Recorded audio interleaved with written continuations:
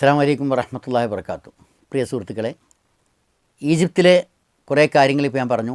Cairo, Alexandria, അൽ Faiyum, സീനായി desert, അതിലുള്ള cent Catherine ഗ്രാമങ്ങൾ, ഇതൊക്കെ ഞാൻ നിങ്ങൾക്ക് വിശദീകരിച്ചു തന്നു. ഞങ്ങളുടെ യാത്രയിലെ അനുഭവങ്ങൾ ഉള്ള സ്ഥലങ്ങളാണ്. അത് ഗൈഡായിട്ടുള്ള യാത്രയിലുണ്ട് കൂടിയിട്ടുള്ളതും അതല്ലാത്ത യാത്രയിലും കൂടിയിട്ടുള്ള എല്ലാം കൂടി അനുഭവങ്ങളാണ്. പിന്നെ ഇനി മറ്റൊന്നുള്ളത് ഈജിപ്തിൽ നിന്ന് യാത്രയാണ്. ഈജിപ്തിൽ നിന്ന് പോന്നിട്ട് ഞങ്ങളുടെ പ്ലാന് ഇസ്രായേലും കൂടി ഒന്ന് പോയിട്ട് ഇസ്രായേലിൽ പോകാനാണ്. പക്ഷേ ഈജിപ്തിൻ്റെ കൈറോയിലുള്ള ഇസ്രായേൽ എംബസിയിൽ ചെന്ന് അപ്പം വിസ കിട്ടിയിട്ടില്ലായിരുന്നു. ഇന്ത്യയിൽ നിന്ന് നോക്കിയപ്പോൾ ശരിയല്ല, ഡൽഹിയിൽ നിന്ന് ശരിയല്ല. ഇനിയിപ്പോൾ പിന്നെ താൽക്കാലികമായിട്ട് കയറാൻ പറ്റുമോ നോക്കുമ്പോൾ കൈറോയിൽ നിന്ന് നോക്കുമ്പോഴും പറ്റില്ല. എന്താണ് ഇസ്രായേൽ എംബസിയിലൊക്കെ ചെല്ലുമ്പോൾ ചെക്കിങ് അറിയോ? ഇപ്പോഴും അങ്ങനെ തന്നെ യാത്രകളിലൊക്കെ ഒരു പേന പോലും എടുത്ത് വയ്ക്കുകയും, കാരണം അവർ അധിനിവേശം നടത്തിയ ഒരു രാജ്യം ആണല്ലോ. അതുകൊണ്ട് തന്നെ ബാക്കിയുള്ളവരെ എതിരിൽ അവരെ അട്ടിമറിക്കോ അല്ലെങ്കിൽ അവർ കൊല്ലോ അറ്റാക്ക് ചെയ്യുമോ എന്നുള്ള പേടിയാണ്. റിസപ്ഷനിസ്റ്റൊക്കെ ഒരു വെടിയേറ്റാൽ പൊട്ടാത്തൊരു ചില്ലിൻ്റെ ഫയർ പ്രൂഫ് ആയ ഒരു ഗ്ലാസിൻ്റെ അടിയിലൂടെ ഒരു പേപ്പറിന് വെച്ച് കൊടുക്കുക. അത്ര ഭദ്രതയിലാണ്. ഇങ്ങനെയൊക്കെയാണ് അപേക്ഷകളൊക്കെ അതിലൊക്കെ നോക്കി. പക്ഷേ ഒരു നിവൃത്തിയില്ല, വിസ കിട്ടില്ല. അങ്ങനെ ഇസ്രായേലിൽ പോകാൻ പറ്റിയില്ല. കൈറോയിൽ നിന്ന് ഇസ്രായേൽ പിന്നെ ബിൽക്കാലത്ത് പോയിട്ടുണ്ട്. അന്ന് ആ യാത്രയിൽ പോകാൻ പറ്റില്ല. അന്ന് കൈറോയിൽ നിന്ന് ഒരു വിമാനത്തിൽ ഞങ്ങൾ ജോർഡാനിലേക്ക്, ജോർഡാൻ്റെ തലസ്ഥാനമായ അമ്മാൻ, ഒന്നാം യാത്രയിലും പോയിട്ടുണ്ട്, രണ്ടാം യാത്രയിലും പോയിട്ടുണ്ട്. അതിൽ പിന്നെയുള്ള യാത്രകളൊക്കെ പോകും. കാരണം ഇവിടെ നിന്ന് ചെന്ന് ഇറങ്ങുമ്പോൾ ആദ്യം ജോർഡാനിലെ അമ്മാനിലാണ് ഇറങ്ങുക. അമ്മാൻ്റെ എയർപോർട്ടിൻ്റെ പേരാണ് ക്യൂനാരിയ ഇൻ്റർനാഷണൽ എയർപോർട്ട് എന്ന് പറയാം, ആലിയ രാജ്ഞിയുടെ. ചില സന്ദർഭത്തിൽ ഞാൻ ഗൈഡായിട്ട് പോകുമ്പോൾ ജോർഡാൻ, ഫലസ്തീൻ, ഇസ്രായേൽ, ഈജിപ്ത് എന്നീ രാജ്യങ്ങളിലൊക്കെ ഗൈഡായിട്ട് ഈ ആൾക്കാരെ കൊണ്ട് 9 ദിവസം കൊണ്ട് യാത്ര ചെയ്ത് ലാസ്റ്റ് കൈറോയിൽ നിന്ന് ആ ടീമിനെ അങ്ങോട്ട് പറഞ്ഞയക്കുമ്പോൾ ട്രാവൽസിൻ്റെ ആൾ ഉൾപ്പെടെ പോകുമ്പോൾ ഞാൻ മാത്രം കൈറോയിൽ നിന്ന് വീണ്ടും അമ്മാനിലേക്ക് ഒരു ഫ്ലൈറ്റിന് വരും. എന്നിട്ട് അമ്മാനിൽ ഇറങ്ങി വരുമ്പോഴേക്കും 1 മണിക്കൂറൊക്കെ കാത്തിരിക്കുമ്പോഴേക്ക് നമ്മുടെ ഇന്ത്യൻ രണ്ടാമത്തെ ടീം അവിടെ വരും. അപ്പോൾ അവരെ കൂടെയും യാത്ര ചെയ്തിട്ട് ലാസ്റ്റ് അവരെ കൂടെയാണ് പിന്നെ മടങ്ങുക ഈജിപ്തിൽ നിന്ന്. അങ്ങനെയൊക്കെ ഉണ്ടാവാറുണ്ട്. അപ്പോൾ അത് എനിക്ക് നല്ല പരിചയമാണ് അമ്മാൻ എയർപോർട്ട്. ആലിയ രാജ്ഞി എന്ന് പറയുന്നത് ഹുസൈൻ രാജാവിൻ്റെ ഭാര്യയായിരുന്നു. വിമാനപകടത്തിലുള്ള മരിച്ചപ്പോൾ അവളുടെ പേരിലാണ് പിന്നീട് ആ എയർപോർട്ട് അറിയപ്പെടുന്നത്, ക്യൂനാലിയ ഇൻ്റർനാഷണൽ എയർപോർട്ട്. വലിയ തിരക്ക് എന്നുള്ള എയർപോർട്ടല്ല. പക്ഷേ ജോർഡാൻ്റെ ആനെ പറ്റി പറയുകയാണെന്നുണ്ടെങ്കിൽ ഒരു മതിപ്പാണ് നമുക്ക് ജോർഡാനിൽ ചെന്നാൽ തോന്നും. വലിയ സാമ്പത്തികമൊന്നുമില്ല, പക്ഷേ നല്ല വിദ്യാഭ്യാസമുണ്ട്. ആൾക്കാർ പൊതുവെ മര്യാദക്കാരാണ്, അച്ചടക്കമുണ്ട്, ഒച്ചമ്പിളിയൊന്നുമില്ല. ഈജിപ്തുകാരൊക്കെ ഇവിടെ ചെന്നെങ്കിൽ ഭയങ്കര ശബ്ദമാണ് അവിടെ സംസാരിക്കും. ഇപ്പോഴത്തെ അടി പൊട്ടും തോന്നും. അത് അവരെ പ്രകൃതമാണ്, അടിക്കാനൊന്നുമില്ല. എന്നാൽ ജോർഡാൻ അങ്ങനെയല്ല, അവർ ഒതുങ്ങിയ രാജ്യമാണ്, വൃത്തിയുണ്ട്, നല്ല എഡ്യൂക്കേറ്റഡാണ് ആൾക്കാർ. ആകെ 1 കോടി 10 ലക്ഷം ജനങ്ങൾ, ഇപ്പോൾ ഏറി വന്ന 1.20 ഉണ്ടാവും, 1 കോടി 20 ലക്ഷം ജനങ്ങൾ, അത്രയേ ഉള്ളൂ. ബാക്കി ഒരുപാട് സ്ഥലം കാലിയായി കിടക്കുക. അതിൽ കുറേ അഭയാർത്ഥികളുണ്ട്. ഒരു രാഷ്ട്രത്തിൻ്റെ ആഭ്യന്തര പ്രശ്നത്തിലോ ഇതിലൊന്നും ഇടപെടില്ല. വളരെ ബാലൻസ്ഡായ നല്ല ഒരു വിദേശ നയമാണ്. മറ്റ് പല രാജ്യങ്ങൾക്കും മാതൃകയാണത് ശരിക്കും. ഒരു കച്ചറയിലും ഇടപെടാത്ത ആരോഗ്യത്തിൽ. അതുകൊണ്ട് തന്നെ അവർ തൊട്ടപ്പുറത്തെ രാജ്യങ്ങളിലൊക്കെ കലാപങ്ങൾ ഇങ്ങനെ നടക്കുമ്പോൾ ഇറാഖിൽ എത്ര കലാപങ്ങളും പ്രശ്നങ്ങളും നടന്നു.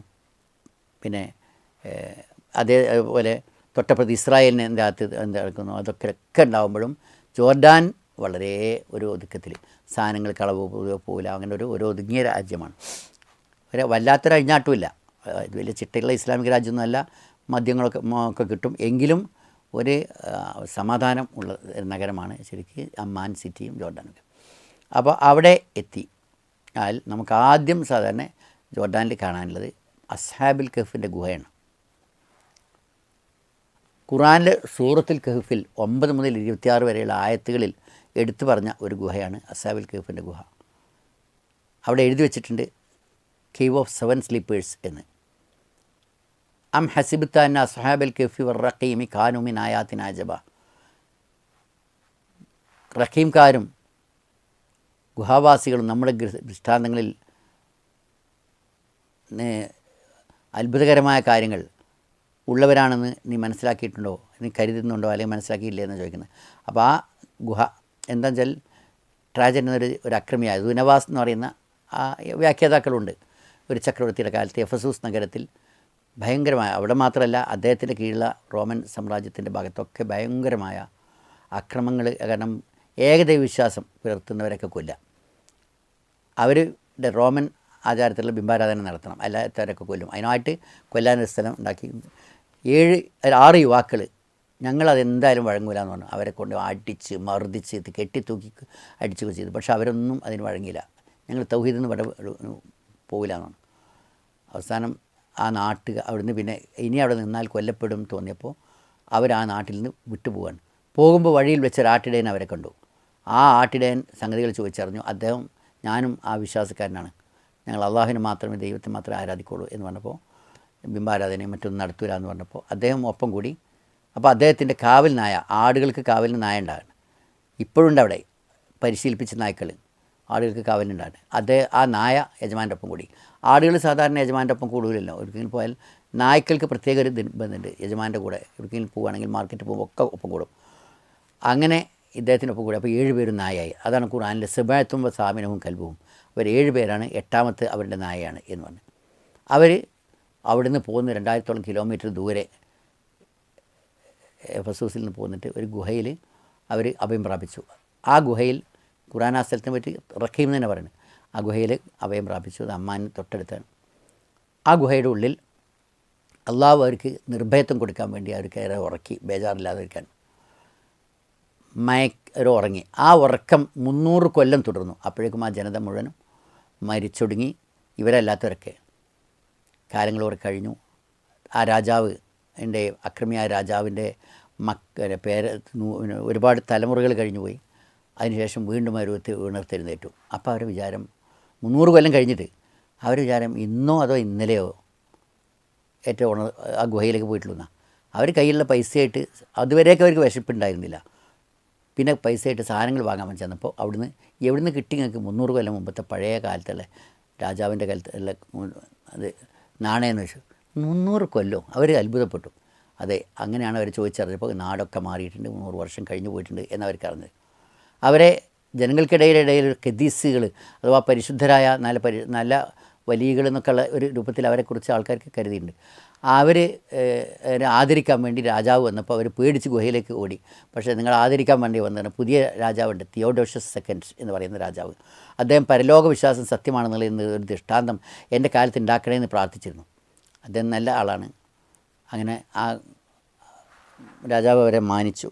അവർ വീണ്ടും ഗുഹയിലേക്ക് വന്നു. ഗുഹയിൽ വെച്ച് അവർ മരണപ്പെട്ടു. ആ മരണപ്പെട്ട ശേഷം ആ ഗുഹാമുഖം മണ്ണ് വീണടഞ്ഞു. അങ്ങനെ കാലങ്ങൾ കഴിഞ്ഞുപോയി. മുഹമ്മദ് സ്വല്ലല്ലാഹു അലൈഹി വസല്ലം ഖുർആൻ ഇറങ്ങുന്ന കാലത്തൊക്കെ ഈ ഗുഹാമുഖം മണ്ണ് വീണടഞ്ഞ അവസ്ഥയിലാണ്. എന്നിട്ടും അതിൻ്റെ ഉള്ളിലുള്ള എണ്ണം പോലും ഉൾപ്പെടെ നബി സ്വല്ലല്ലാഹു അലൈഹി വസല്ലം പറഞ്ഞു. 3 പേരും യഖൂലൂന സലാസത്തു റാബിഉഹും കൽബുഹും അൽ കഹ്ഫിലാണ്. 3 പേരും ആണ് 4ാമത്തെ നായയാണെന്ന് അവർ പറയുന്നു. വയഖൂലൂന ഖംസത്തുൻ സാദിസുഹും കൽബുഹും 5 പേരാണ് 6ാമത്തെ നായയാണ് എന്നും ചിലർ പറയുന്നുണ്ട്. റജ്മുൻ ബിൽ ഗൈബ് ഇത് രണ്ടും പറയണത് അത് ഊഹിച്ച് പറയാണ്. അപ്പോൾ അത് 2 ഊഹ എന്ന് മനസ്സിലായി, ബേസില്ല എന്ന്. വയഖൂലൂന സബഅത്തും വസാമിനും കൽബും 7 പേര് 8ാമത്തെ നായയാണ് എന്നും അവർ പറയുന്നുണ്ട്. അങ്ങനത്തെ അഭിപ്രായമുണ്ട്. അതിന് ഖുർആൻ തള്ളിയില്ല. ഇബ്നു അബ്ബാസ് റളിയല്ലാഹു അൻഹു 7 പേര് 8ാമത്തെ നായയാണെന്നുള്ള സത്യം. ഇപ്പോൾ അതിനടുത്ത് എഴുതി വെച്ച ബോർഡും അതുതന്നെയാണ്. അതിനകത്തുള്ള തലയോടുകളും എല്ലുകളും ആ 7 പേരുടെയും തലയോടുകളാണ്. ഒരു നായയുടെ തലയോട് അതിൻ്റെ ഉള്ളിൽ നിന്ന് 1963 ആ സ്ഥലം കണ്ടെത്തിയ ശേഷം റഫീഖ് വഫ ദിജാനി എന്നൊരു ഗവേഷകൻ്റെ നേതൃത്വത്തിൽ ആ സ്ഥലം മാസങ്ങളോളം മണ്ണ് മാറ്റിയപ്പോൾ കണ്ടെത്തി. ഹുസൈൻ രാജാവിൻ്റെ കൽപ്പന പ്രകാരമാണ് ആ ഗുഹ കണ്ടെത്തിയത്. ഇവിടെ ഈ താഴ്വരയിൽ എവിടെയെന്ന് കണ്ടെത്താമെന്നുണ്ട്. അതിനുള്ള ചിലവ് ഗവൺമെൻറ് വഹിക്കാമെന്നാണ്. കണ്ടെത്തിയ ആ ഗുഹ അതിൽ അടക്കം ബോർഡ് വെച്ചിട്ടുണ്ട്. അപ്പം 7 പേരെയാണ് ശരിക്കും. അറബിയിലും ഇംഗ്ലീഷും ബോർഡ് വെച്ചിട്ടുണ്ട്. പിന്നെ ആ നായയുടെ തലയുടെ 2004 കട്ടുപോയി. ആരോ ആ വാതിൽ പൊളിച്ച് കട്ടെടുത്ത് പോയി. ഇപ്പം കാണില്ല. ഞങ്ങൾ പോയ സമയത്ത് കാണാമായിരുന്നു. ഖബറിൻ്റെ ഉള്ളിലേക്കുള്ള ലൈറ്റ് ഇട്ടിരുന്നു. 7 ഖബറുകളുടെ അതിൽ ഒന്നേ അതിനകത്ത് എല്ലാ എല്ലുകളും മാറ്റിയിരുന്നു. ഇത് കണ്ടെടുത്ത ശേഷം ഈ ബൾബുട്ട് എന്നിരുന്നു. നമ്മളെ നേരെ അടിക്കുള്ള കവറല്ല, സൈഡിൽ നിന്ന് വെട്ടിയിറക്കി ഉണ്ടാക്കിയുള്ള കവറാണ്. അതിൻ്റെ ഉള്ളിൽ കൂടെ ഇപ്പോൾ നോക്കാം. പക്ഷേ ഇപ്പം മൊബൈലിലെ ലൈറ്റ് വെച്ച് അടിച്ച് നോക്കണം. പണ്ട് ബൾബിനിട്ട് എന്നിരുന്നു. അത് വെച്ചുകൊണ്ടാണ് ഞങ്ങൾ ഖുർആൻ ചരിത്രഭൂമി വീഡിയോയിൽ ആ ഇത് പകർത്തിയത്. അപ്പം അള്ളാഹുവിൻ്റെ ഔലിയാക്കളുടെ ശരീരം മണ്ണിൽ ലയിച്ചു പോകില്ല എന്നൊരു തെറ്റായ ധാരണ ഉണ്ട്.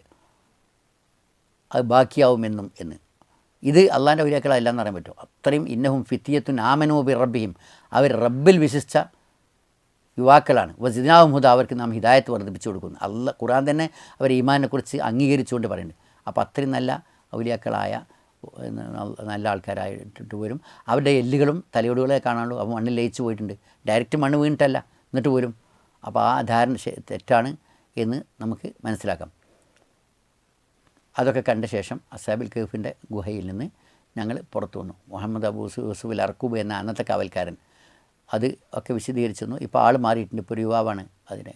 അപ്പോൾ ഇതാണ് ഖുർആനിൽ പറഞ്ഞ ആ അൽ കഹ്ഫിലെ ചരിത്രം, ഗുഹയുടെ ചരിത്രം. അസ്സലാമു അലൈക്കും.